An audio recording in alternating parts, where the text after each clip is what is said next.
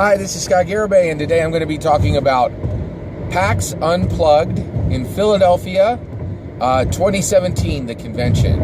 And I'm going to talk specifically about my experience. I had a 3-day pass. I went to all 3 days. Just going to talk about my experience at PAX Unplugged. But I'm not actually going to talk about any real specific games, and the reason why is I played a ton of awesome games, and I will break out my coverage of those games into individual videos. So this is just a video to talk about my overall experience for PAX Unplugged 2017, and I want to jump right into it. All right, so PAX Unplugged at Philadelphia in 2017. PAX Unplugged 2017 Philadelphia was absolutely amazing. It was a 5 out of 5 star convention. It was incredibly well organized. It was incredibly well run. It was safe. It was clean. There was an incredible amount of things to do. I think it was really, it blew my mind. I had high expectations for the convention, and my expectations were exceeded. Like the convention really just delivered. Also, just value for dollar, it was just amazing. Like, it's really worth every dollar spent, right? The scope and the scale of it was absolutely magnificent. It was absolutely huge, and there was just so much to do there, and so much. It was really incredible, and I was just really blown away with the scope and scale of everything that happened at PAX Unplugged. It was really amazing. So I want to talk a little bit about PAX Unplugged. So one of the things I want to talk about, it's just a personal note, but so for 5 years now, I have been going to PhilCon. PhilCon is it's a writers convention in Cherry Hill, New Jersey.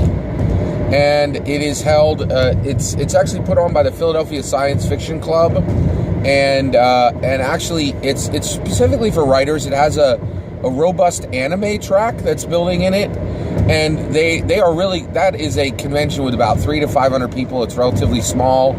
It's really amazing. It's an amazing convention, and I did want to just take a minute here because I had an absolutely amazing time at Penny Arcade Unplugged. But it is located proximally, time-wise, to PhilCon, and it blocked me from going to PhilCon this year, in that they're on 2 different weekends. But I am blessed. I have a good job, and I'm able to do quite a bit of whatever I like to do. But I have to be careful about conventions because they are expensive, and so I can't really go to 2 conventions in the same month, any month.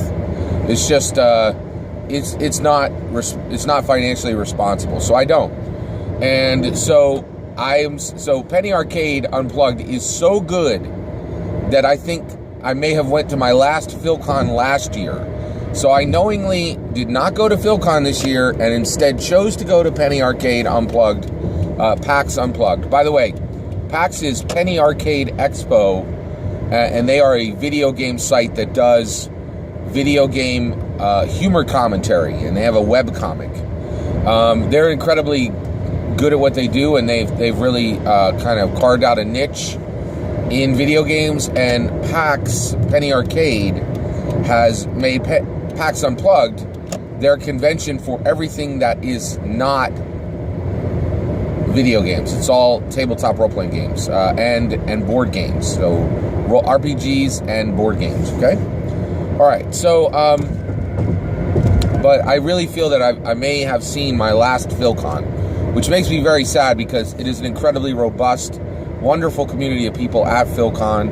If anybody is a big writer on the Northeast side, really consider PhilCon. It's an excellent, excellent convention.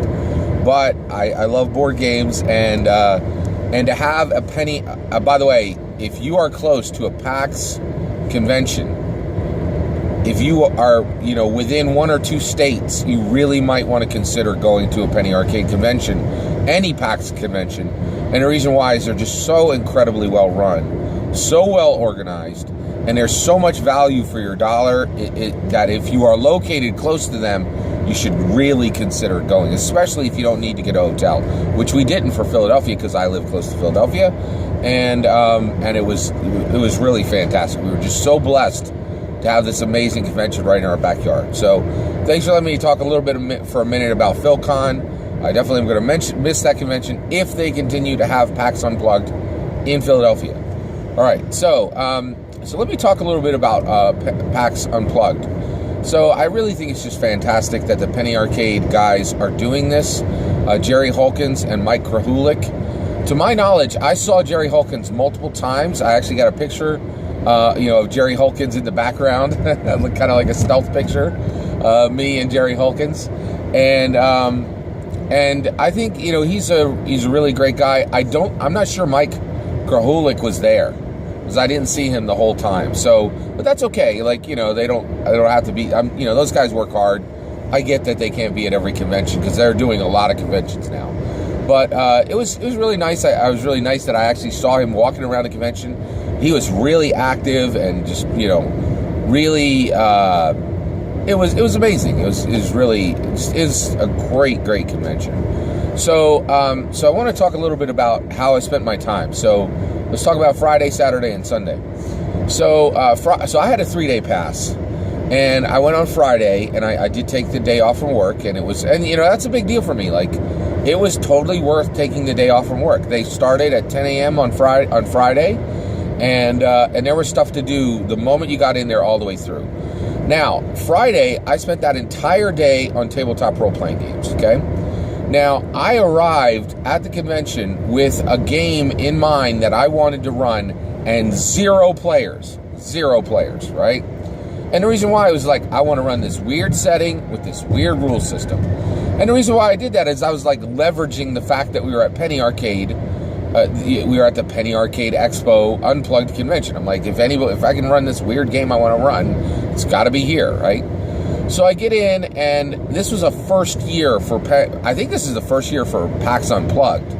And then, in addition to that, I think it's the first year of PAX at Philadelphia.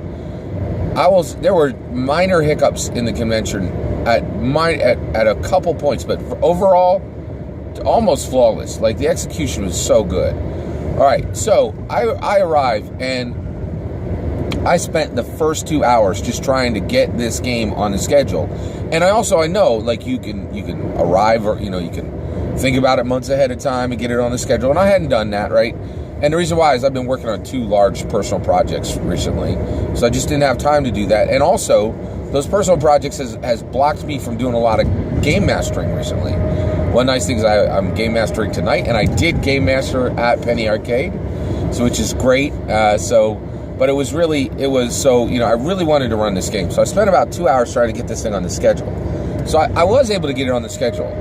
And then I got 0 players. And the reason why was I was running Index Card RPG, Warhammer 40K. I was very careful to explain to the organizers everything that was needed.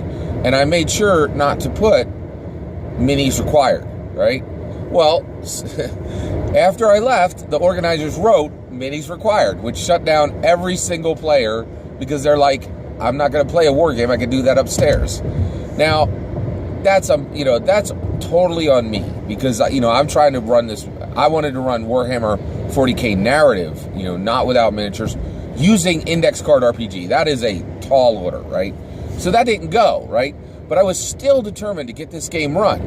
So what I did was I went to Indie Games on Demand, a second place where you could run unscheduled RPGs. And man, Indie Games on Demand did such a tremendous job of organizing non-D&D, smaller press tabletop role-playing games. I was so blown away with this organization. They did such a great job, and I was able to run so I realized, okay, I'm not going to make the same mistake twice. So that very same day I put on the schedule for 6 o'clock. I tried to run my first game at 2 o'clock. For 6 o'clock, I did a second game, still used Index Card RPG, and did a completely different setting, and I'll break that out as a separate video. But I was able to run that game, and it was fantastic. It went really, really well. So I was able to arrive at the convention with 0 players, with a super weird game, and get that game run on day 1. right? Now, it did take me 3 hours to figure all that out and get it on the schedule, right? Now, it wasn't, 3 hours of constant work, but it was 3 hours of gaming that got blocked from the rest of the day, right? Now, if you know anything about conventions, that's not that unusual, and especially if you want to do your own thing, like, you're going to have to, and especially on a first year, right? So it went really well, and I was just, again, I can't stress enough, if Indie Games RPG, if Indie Games on Demand is available at your convention, they are absolutely worth connecting with, either game mastering for or playing again in a game run by. Now, what was also really interesting was they were running Sprawl, running a lot of Sprawl, a lot of Powered by Apocalypse stuff, Dungeon World. There was quite a bit of Dungeon World. There was some horror games, TRPGs, which are tough to do in a convention setting. All that, it was very interesting. So, but I was just so happy. It was like wish granted. Like I really, like, this is one of the things I absolutely wanted to do at PAX Unplugged, was to run a game with, and I also really kind of wanted to run a game with a group of people I didn't know, right? And the reason why is, I can play with the group of players that I'm around all the time, but I also want, I always like to stretch my game master muscles, and get challenged a little bit. And I think, running a convention game is really its own distinct challenge. And by the way, I feel really proud, because I used Index Card RPG, which runs smooth as glass and fast as a cheetah. I was able to do it without pre-gens, and that, and if you look on this channel, you will see more than one video of me telling how horrible pre-gens are, and then everybody and his brother jumping in going, well, you have to run pre-gens at conventions, and I am here to contest that. You do not have to run pre-gens at conventions. Just get a system that actually allows you to build a character in 10 actual minutes. Not you can build a character in 10 minutes and it actually takes an hour. And there are several of them, and they're great and they're awesome, and they should definitely be used. So so that was on Friday, okay? Now on Saturday, my father, so I had an extra pass for Saturday. And my wife was like, hey, we got this for my older son, who is right now, he has graduated college and he is training for his first job. So he had a lot to do, and we had expected it. Maybe we didn't even know. And by the way, he's not even in my home state. He has been traveling for this training that he's doing. And so we had this extra PAX pass. And my wife was like, you need to get rid of this PAX pass. You need to find somebody who will use it. So I thought about it. I was like, who am I going to take, And so I called my dad, my father, and I was like, hey, because he likes board games, right? And I was like, would you like to use this pass and go with me? And he's like, yeah, great, let's do it, man. And so that was really nice. So I got to spend the whole day with my father playing board games, which was really awesome. But one thing that surprised me is in the week beforehand, multiple people on my Facebook thread were like, anybody got a pass for PAX Unplugged on Saturday? Anybody got a pass? And, it was crazy because, and I think the reason why was, like, it's a major event. If a PAX convention comes close to your home, go to it. It is a major, on Friday, when I played, the people who played in my tabletop role-playing game on Friday, 2 were from New Orleans, 1 was from Florida, and 1 was from France. Like, it was bonkers. Like, the scale of these, of the Penny Arcade conventions are just insane. It's hard to even, overstate it. They are a big, big deal when it comes to conventions. They're really, really cool. So, we just had the best time. So me and my dad played a lot of board games together on Saturday. Now, one thing that's interesting is I like, we both really like board games, which is great, right? But we do like different kinds of board games. I like any kind of board game with lasers and or dragons in them, right? Very sci-fi, fantasy, genre-specific stuff. My father specifically does not like those kind of games. He likes games with, Carcassonne and more traditional games like Agricola and that kind of thing, right? Well, so we spent the day playing some more, some more traditional tabletop role-playing games. They also had an entire section of classic cardboard at Penny Arcade. And I will tell you, man, it was really, so I was a little concerned about a day without lasers or dragons. Can I make it through? And let me tell you, I was able to make it through. Holy cows. We had a lot of fun. It was really nice putting that boundary on my play a bit. And we had a fantastic day. Me and my father, we were able to play board games literally the entire day.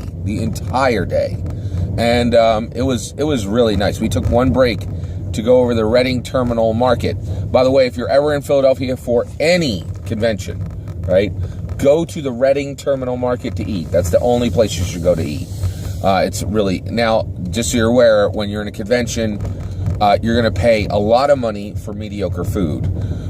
When you go to Reading Terminal Market, you're going to pay a lot of money for very, very good food.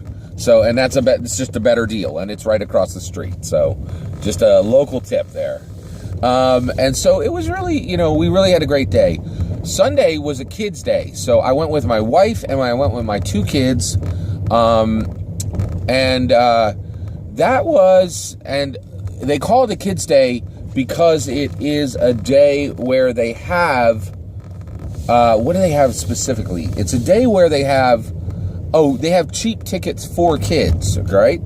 Now, that was, I think we may have just not seen the areas, but we did run into some challenges just finding games for the kids. There didn't appear to be a section just for kids games. And even if we did, we have a junior high and we have an elementary, and I think they would have liked different games. That day was a little bit challenging. We had a blast. We had a lot of fun, and we did play a lot of games. And I think it was really good that the kids came. But I really felt a little bit like the saying it was a kids' day was a little bit like there's discounts on your kids' tickets. And we did not experience it as a kids' day, as in here's a bunch of games for kids. Now, I will say this. I think there is quite possible that there was an entire section or area that was just for kids that we never got to or we never found. I will say this. These conventions are so large and sprawling that I will tell you right now, there were entire sections of awesome things I never even saw. So, and so that's pretty cool. Like, it's really awesome. I cannot suggest going to Penny Arcade Unplugged enough. Anywhere it is, if you can afford to, you should go. It was an amazing convention, and I have a big old thank you for the Penny Arcade crew for an amazing weekend and value for the money I spent for my ticket at a rate of 3 or 4 or 5 times what I paid. I was so happy with that weekend. Thank you, Penny Arcade, and thank you guys all, as always, for listening and watching. Take care.